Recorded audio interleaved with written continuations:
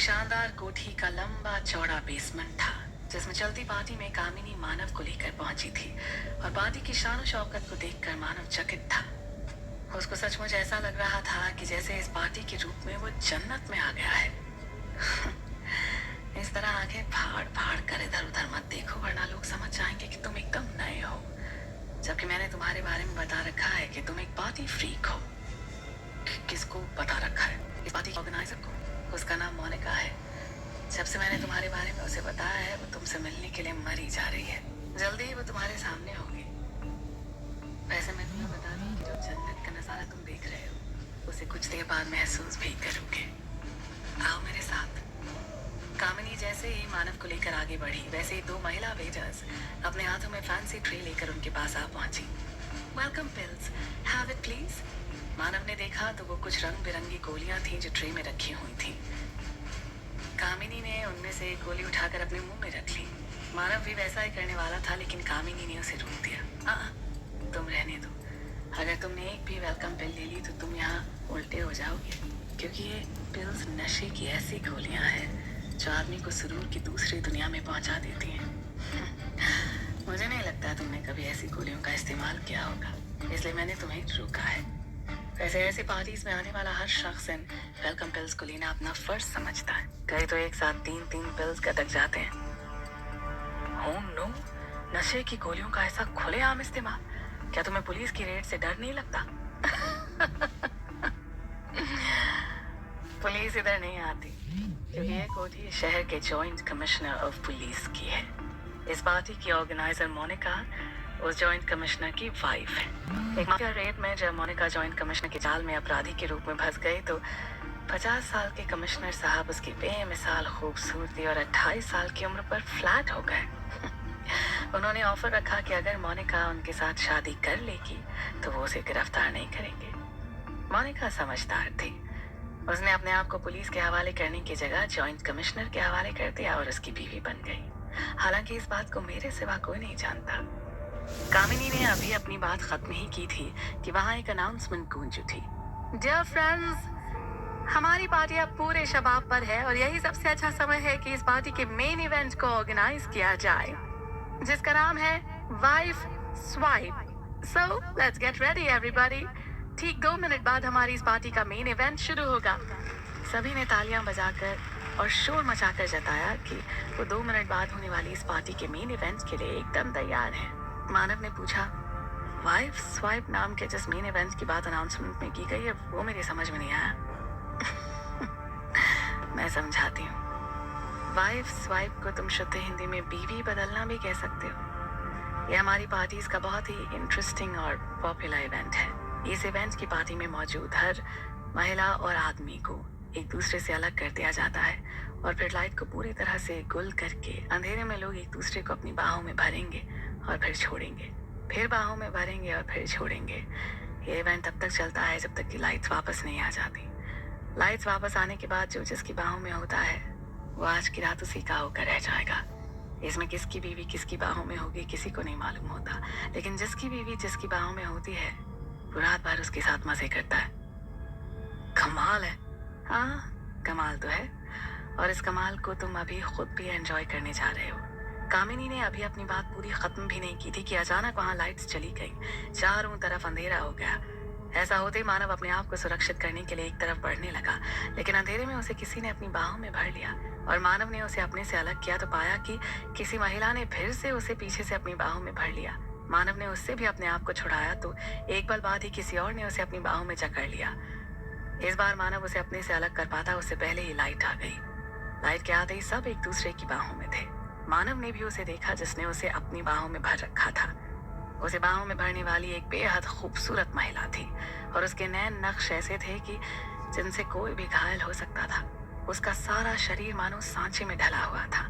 उसने काले रंग का एक बहुत ही झीना लिबास पहन रखा था कि उसमें से उसका दूधिया शरीर ठीक वैसे ही चमक रहा था जैसे कोयले के ढेर के बीच में पड़ा हीरा चमकता है। उसने अपने शरीर को मानव के शरीर से ठीक ऐसे चिपका रखा था कि हवा भी उनके बीच में से होकर गुजरना चाहती तो अपना दम तोड़ देती। उसने उसे अपने से अलग करना चाहा लेकिन वो औरत उससे और लिपट गई। Monica, my name is Monika.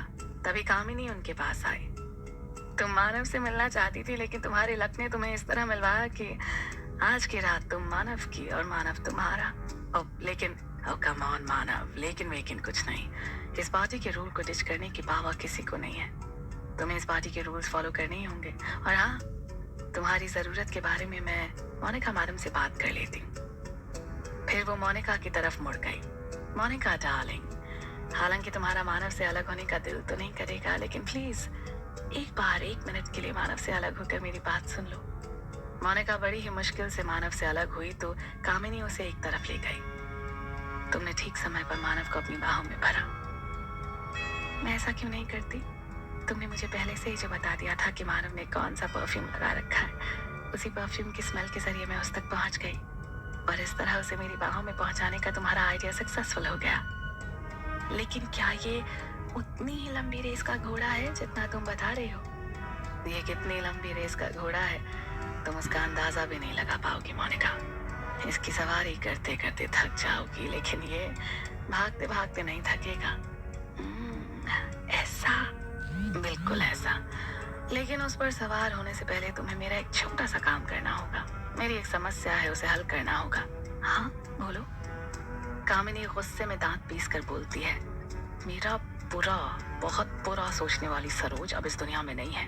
वो कैसे और क्यों इस दुनिया से रुखसत हुई, पुलिस इसकी इन्वेस्टिगेशन करने में लगी हुई है। निचले स्तर पर मौजूद इंस्पेक्टर का मुंह तो मैंने आज बंद कर दिया, लेकिन ऊपर वाले स्तर पर पुलिस ने सरोज की जो फाइल खोल रखी है, उसे तुम अपने जॉइंट कमिश्नर हस्बैंड से बंद करवा सकती हो सकता है ना ये काम? क्यों नहीं? जब तुम मेरे वेलफेयर के लिए इतना बड़ा काम कर सकती हो, तो क्या मैं तुम्हारे लिए छोटा सा काम नहीं कर सकती? जाओ, हो जाएगा तुम्हारा काम। तो जाओ, तुम भी मानव के साथ एंजॉय करो। ऐसा एंजॉय जो पहले कभी तुम्हें ना मिला और ना ही आगे कभी मिलेगा। कुटिलता से मुस्कुराकर बोलती हुई कामिनी एक तरफ बढ़ गई, जबकि मोनिका मानव की तरफ बढ़ गई।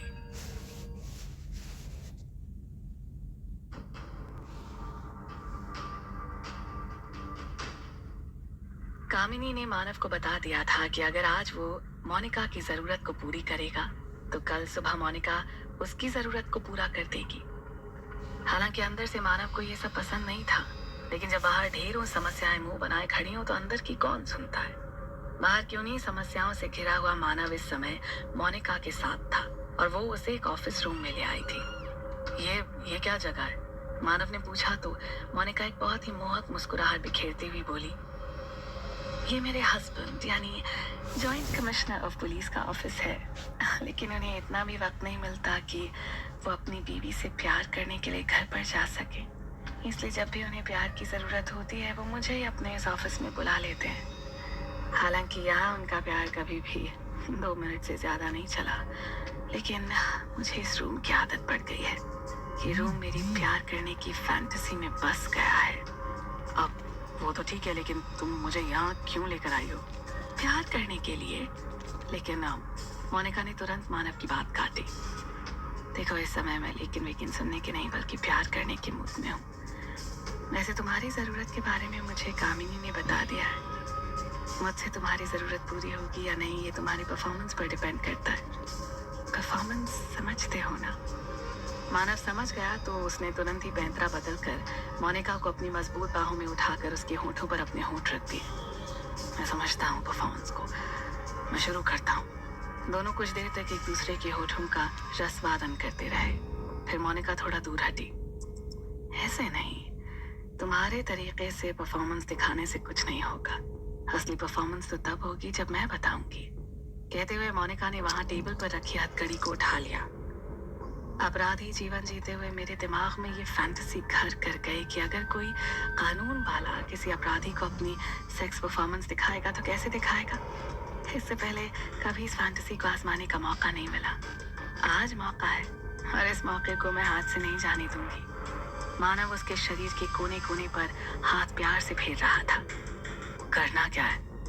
वो करते जाओ जो मैं कहती जाऊं। फिर उसने मानव के हाथ में हथकड़ी रख दी।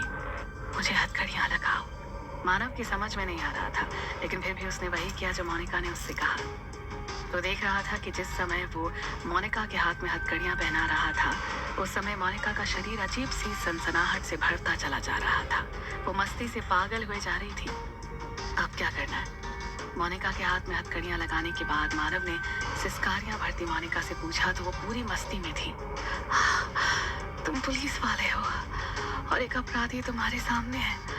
सामने टेबल पर रखी अपनी बेल्ट उठाओ और अपराधी को तब तक मारते रहो जब तक कि वो अपना अपराध कबूल ना कर ले। मतलब हर बात में सवाल अच्छे नहीं होते थे। कुछ एक्शन भी करके दिखाओ। मानव समझ गया कि वो क्या चाहती है। उसने हाथ बढ़ाकर मेज पर रखी पुलिस बेल्ट को उठा लिया और हल्के से मोनिका के बदन पर उसे दे मारा। बेल्ट के शरीर से टकराते मोनिका मानो तड़प उठी। इतने धीरे से नहीं मेरी जान, थोड़ी ताकत लगाओ और असली मजा तब आएगा जब बेल्ट का शरीर की खाल से मिलन होगा। मानव समझ गया और उसने एक झटके से मोनिका के शरीर पर मौजूद उसकी काली ड्रेस को खींचकर उसके शरीर से अलग कर दिया। अब मोनिका का पूरा चमचम करता जिस्म मानव की आंखों के सामने था। उसने एक पल के लिए उस जिस्म को जी भर के देखा और फिर अपने हाथ में थमी पुलिस बेल्ट को थोड़ा तेजी से उस शरीर पर दे मारा।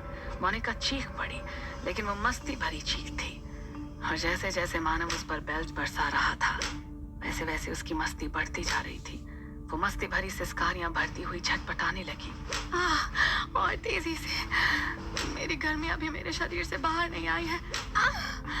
बेल्ट की चोट से मोनिका मस्ती में जल बिन मछली की भांति तड़पती रही और जब उससे ये तड़प सहन नहीं हुई तो उसने बिजली की तेजी से आगे बढ़कर अपनी हथकड़ी वाले हाथ मानव के सर के ऊपर से उसकी गर्दन में डाल दिए और उसे खींचती हुई टेबल की तरफ बढ़ने लगी। मेरे शरीर की प्यास, आग और गर्मी इस समय पीक पर है मेरी जान। तुम्हें अपनी परफॉर्मेंस दिखाने का इससे अच्छा टाइम नहीं मिलेगा। Come on, fuck me. प्यार करने का ये एकदम नए तरह का एहसास था जिसने मानव के शरीर में भी सनसनी दौड़ा दी।